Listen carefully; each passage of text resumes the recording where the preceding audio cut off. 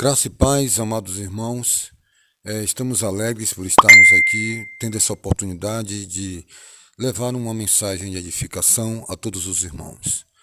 Na sua carta, o apóstolo Paulo escreve para Timóteo, dizendo que se alguma pessoa não se conformava com o ensinamento do Senhor Jesus Cristo, que esta pessoa ela não sabia nada, ela não compreendia o Evangelho do Reino de Deus.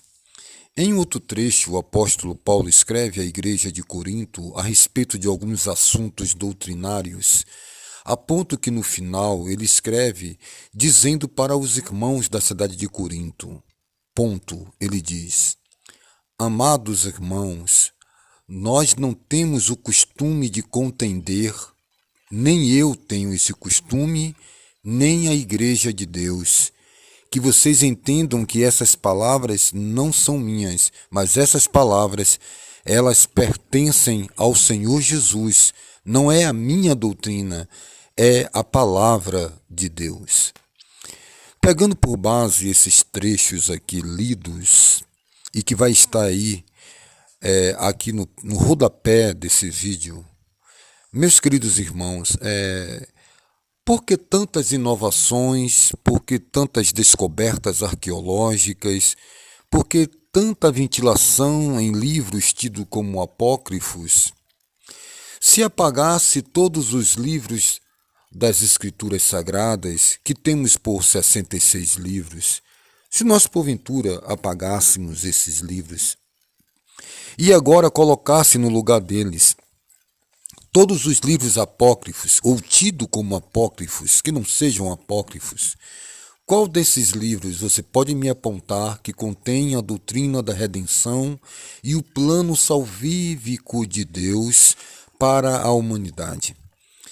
Nós talvez estamos procurando muitas inovações, estamos tentando colocar rodas na arca quando ela é para ser carregada nos ombros. Essa tecnologia, RigTech, essas inovações, essas novas formas de cultuar a Deus, talvez elas está levando a muitos para um posicionamento contrário àquilo que realmente importa na salvação. Algumas pessoas questionam se foi realmente uma baleia que engoliu Jonas, se foi um cachalote, se foi um tubarão-martelo ou algum tipo de monstro marinho. Se as Escrituras Sagradas nos dissessem que foi uma piaba, nós deveríamos crer, porque a ciência diz, compreenda e depois creia, mas a fé disse, crereis para depois compreender. A ciência ela apela para as nossas experiências empíricas, para comprovações através do carbono 14, através do microscópio. Se pudéssemos, colocaríamos Deus em um microscópio e faríamos uma análise auspicioso, faríamos uma dissertação de Deus, faríamos um estudo anatômico de Deus, no mundo microscópico, no mundo macroscópio. Porém, a fé nos eleva a compreendermos a nossa chamada divinal. Logo, logo, o Senhor Jesus olhou para Tomé, que queria comprovar pela ciência que Jesus Cristo havia ressuscitado, encarcando o dedo sobre o furo feito pelo centurião ao seu lado, e ali furando e penetrando o coração, ali saiu sangue e água. Então nós devemos estar como Tomé e a ciência, ver para crer, ou vamos pela fé, bem-aventurados que não viram e creram. Muitas pessoas estão buscando argumentos, buscando uma inovação, dar um upgrade em Jesus, dar um novo corte de cabelo, uma nova roupagem, para que isso possa atingir a sociedade, para que isso possa atingir pessoas, para que isso possa atingir os jovens, para que isso possa chegar a camadas sociais, né, não atingíveis. O Evangelho ele é único, o Evangelho ele é universal. Nós não podemos criar estratégias para podermos atingir pessoas mudando a forma do Evangelho. Nós não podemos pregar por uma cultura quando você chega em um ministério transcultural, né? Chega lá em uma determinada tribo e lá as pessoas andam nu e aí você fica nu para pregar para elas. Quando Cristo, Deus em Gênesis, por exemplo, cobriu a nudez do homem. Quando o Evangelho fala sobre um traje de pudor, sobre vestes de modéstia, onde nós devemos ter parcimônia, equilíbrio. Então aí vem as pessoas com suas inovações, criando novas técnicas, não entendendo a doutrina. O que é a doutrina de Cristo? Você sabe a doutrina? O que é a doutrina da redenção, o que é a doutrina do novo nascimento, o que é a doutrina do arrependimento, o fundamento da doutrina do pecado, o que é a doutrina da justificação, a doutrina da salvação, da redenção, do juízo. Quais são as promessas universais? Quais são as promessas diretivas? Qual é o corpo da mensagem do Evangelho, a doutrina do Senhor Jesus Cristo? E também o Evangelho do Senhor Jesus Cristo e também a doutrina dos apóstolos. Tudo pelo Espírito Santo. Então o apóstolo Paulo, ele adverte a igreja que já estava sendo atacada naqueles tempos primórdios com muitas inovações, os nicolaítas, muitas técnicas, muitas introduções do judaísmo, da mesclagem de um evangelho diluído ao sabor das tradições e ao sabor das leis judaicas do Antigo Testamento. Então nós devemos nos atentarmos para as palavras quando o apóstolo Paulo escreve a Tito dizendo: tu, porém, fala o que convém à sã doutrina. Se existe a sã doutrina, existe também a doutrina doentia. Um falso fundamento. E nós devemos nos atentar a esses últimos tempos, devemos nos apegar às coisas da simplicidade. Olha só o que o apóstolo Paulo adverte os irmãos de Corinto. Ponto. Ele diz: eu tenho temor, eu temo que assim como Satanás seduziu e enganou a Eva, vocês também sejam seduzidos, enganados e decaia da simplicidade e da pureza que há em Cristo Jesus. Estamos vivendo tempos odiernos, onde os homens serão amantes de si mesmos, onde os homens serão irreconciliáveis, irretratáveis, mais amantes dos prazeres e mais amigos do mundo e amantes dos prazeres do que de Deus. Qual é a advertência do apóstolo Tiago na sua carta universal? Que todo aquele que se constitui-se amigo do mundo considera-se então inimigo de Deus. Ora, nós precisamos compreender, como disse o apóstolo João, que o mundo passa, que a erva murcha, que a glória da erva também desaparece, mas a palavra de Deus permanece para sempre. Ora, meus queridos e amados irmãos, se aqueles não se contentam com a sã doutrina de Cristo, nada sabem. Nós não precisamos agora compreender se a Torre de Babel era um portal tridimensional para outros mundos. Não precisamos querer entender se as pirâmides, as civilizações e povos antigos, sumérios, arcadianos, se os povos, os filisteus, se povos fenícios, povos antigos, verdadeiramente povos pré-diluvianos, se eles realmente foram seres híbridos, se Deus fez uma primeira terra, uma segunda terra, se os anjos que estão presos estão na Antártida, estão em continentes, verdadeiramente isso não vai alterar o nosso plano de salvação, amados. Ora, houve um sábio que disse que se todo o livro das Escrituras Sagradas fosse queimado, perdido, e ficasse só o sermão das bem-aventuranças, ali contém a doutrina de Cristo. O Evangelho os 4 evangelhos sinópticos, ali nós somos salvos, praticando as palavras do Senhor Jesus. Mas aí nós não atentamos às palavras de Cristo. E vem-se então, hoje eu sou um discípulo, Pimpim, o teólogo Pimpim, veio até mim e me trouxe uma tese, me trouxe ensinamentos, cruzamentos de informações, cruzamentos de versículos, com uma mente de seres com a inteligência sobre-humana, e me convenceu, e hoje eu sou um discípulo, hoje eu sou um pilim-pim-pim. Eu sou um discípulo de Pilipim, então eu me torno um pilim-pim-pim. Né? O camarada veio o João Calvino, ele é calvinista, veio o Armênio, ele é arminiano, ele é ariano, ele é teólogo de tal instituição, de tal visão, de tal crédulo, né? Ele é tribulacionista, ele crê em anjos. Os fariseus da mesma escritura leram e diziam: nós cremos em anjos e na vida eterna. Os saduceus do mesmo livro encontraram teses para formatar, para compilar, para registrar, para convencer, para rotular que não havia anjos e nem havia ressurreição. Da mesma escritura sagrada, oriunda-se todos os crédulos, crenças institucionais neste país.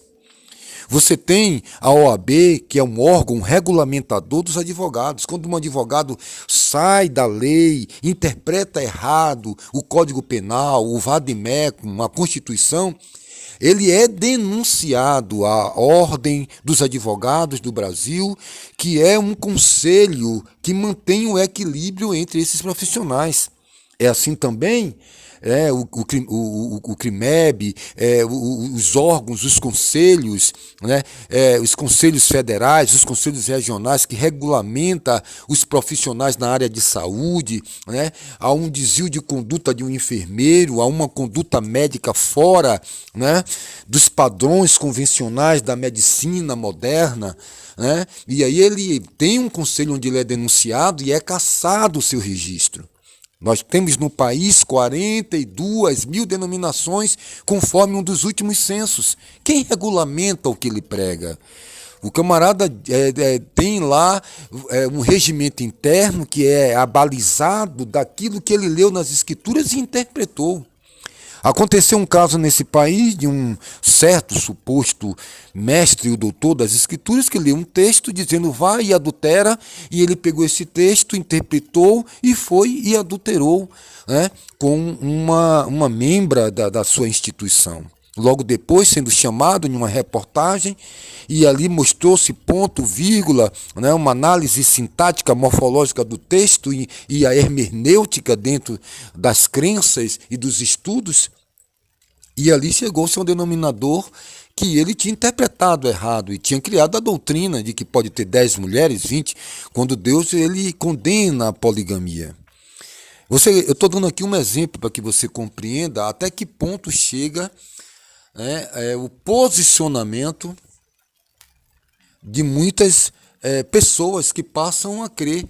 Não, eu gostei do ensino de Wesley, eu vou para a instituição wesleyana, mas quando eu leio as escrituras que há um só Senhor, há um só batismo, há um só Deus, há um só ensinamento. Olha só, o apóstolo Paulo escreve para a igreja de Colossenses, de Tessalonicenses, no final dessas cartas, lá de Colossenses, se não me falha a memória, o apóstolo Paulo chega e diz assim: olha, meus amados irmãos, quando você acabar de ler essa carta de Colossenses, você pega esta carta, leve para a igreja que está na cidade de Laodiceia e leiam esta carta. O ensinamento que eu estou dando aqui para a cidade de Colossenses pode ser usado também na cidade de Laodiceia. Olha só, eu escrevi uma carta para Laodiceia. Vocês peguem esta carta, tragam aqui para a cidade de Colosso e leiam também. Quando alguns estudiosos lêem as cartas de Paulo à igreja de Corinto, quando ele relata sobre mulher, sobre o relacionamento, sobre vários assuntos, alguns teólogos modernos dizem que aquela carta foi escrita para a cultura e a tradição de Corinto. É como se nós devêssemos escrever uma Bíblia, uma Sagrada Escritura e uma doutrina que possa ficar locada, que possa encontrar lugar, que possa encontrar uma posição dentro de uma cultura. Quando Paulo escreve que para Deus não há bárbaro nem cita, não há homem nem mulher, dentro das realidades de hoje não há mais grego nem romano, não há nem mais russo e nem americano, que todos nós somos um em Cristo e temos a mente de Cristo e somos instruídos pelo Espírito de Cristo, e que Paulo fala aos romanos, se alguém não tem o Espírito de Cristo, esse tal não é dele. Como Paulo fala aos romanos que o Espírito do Senhor Jesus Cristo testifica com o nosso Espírito, então dá-se para se compreender que neste novo nascimento, eu não posso ser daltônico, onde você vê verde e eu vejo azul. Eu não posso colocar um óculos escuro e você colocar um óculos amarelo, porque isso é uma cosmovisão conforme a interpretação de onde você abraçou. Você gosta do Flamengo porque você gosta do tricolor, você gosta das cores preto e vermelho e branco, né? O outro gosta de um outro time porque ele gostou das estrelas, ele gostou da composição das cores. Olha, Deus, a vida espiritual, não é uma salada de fruta onde você tira o mamão e coloca a melancia. Não é um cardápio que você escolhe a seu bel prazer, como uma roupa que se encaixa à medida do seu corpo. A palavra de Deus, ela é única, ela é de uma interpretação não pessoal. Observe o que o apóstolo Pedro escreve dizendo que a palavra de Deus não é de interpretação pessoal, não é o que eu acho, o meu achismo. Eu subo em cima de um poste e digo para todos, eu irei provar que não tem, que eu vou flutuar se eu pular daqui desse poste. Ele vai pular lá, ele vai flutuar. Ele disse, eu acredito piamente e eu morro pelo que eu acredito. Mas a confiança e a fé dele, naquilo que ele acha, no achismo, ele vai pular e o que é que vai acontecer? Ele vai se esborrachar no chão. Ele diz, não existe eletricidade, isso é uma invenção do homem, e ele pegar em um cabo de 13.000 kVA, ele pega e só cai a cinza no chão. O que eu penso e o que eu acho não muda o plano salvífico de Deus. O que eu ensino, o que eu prego e vaticino e acho que isso pelo poderio da instituição, né? Quais são as insígnias que comprova que você está com a palavra de Deus? É porque você está com um carro do ano? É porque o seu ministério está cheio de pessoas? É porque você está com uma rede de televisão? É porque você comprou um Legacy, um jato de 5 bilhões, 120 milhões de dólares? É isso que vaticina, essas são as credenciais bíblicas, essas que são as credenciais bíblicas que comprova as características de que você é um servo de Deus. Então, faça uma leitura dos apóstolos que sofreram, que perderam tudo. Né? Quem foi realmente recebido por Deus? Aqueles que foram jogados dentro da fornalha, né? Daqueles que foram jogados dentro da cova dos leões. Quem foi? Quem era tido como servo de Deus? Quem era? Qual era as insígnias? Eu trago comigo as marcas, trago comigo as cicatrizes. Quem foi? Então eu peço que você medite nisso, que você pense nisso, que você volte aos fundamentos da palavra de Deus, das escrituras sagradas, e saia dos achismos, e saia dos movimentos de homem, para que você não ouça naquele grande dia a palavra fatídica, apartai-vos de mim que não vos conheço. Deus escolheu os que não são, amigo, para confundir os que são. Eu estou aqui falando para você porque eu frustrei os diagnósticos que as pessoas tinham a meu respeito. Elas tinham um diagnóstico completamente diferente daquilo que Deus tinha para mim. Né? E eu frustrei. Infelizmente, eu frustrei o diagnóstico de muitos. Né? Os projetos de muito para com a minha vida. E eu tenho certeza, né? Quando as escrituras dizem que Deus escolheu os que não são para confundir os que são. Então veja quais são as insígnias, quais são as marcas de Cristo que vai validar você como um ministrante da palavra de Deus, que vai esses profetas, esses doutores, esses pregadores. Jesus deixou bem claro, pelo fruto se conhece a árvore. Jesus olhou para os da sua época e disse: como pode vocês serem maus e dar coisas boas? O homem bom tira coisas boas do seu tesouro. Que nós possamos nos advertir a respeito das Escrituras Sagradas. Que Deus em Cristo nos abençoe.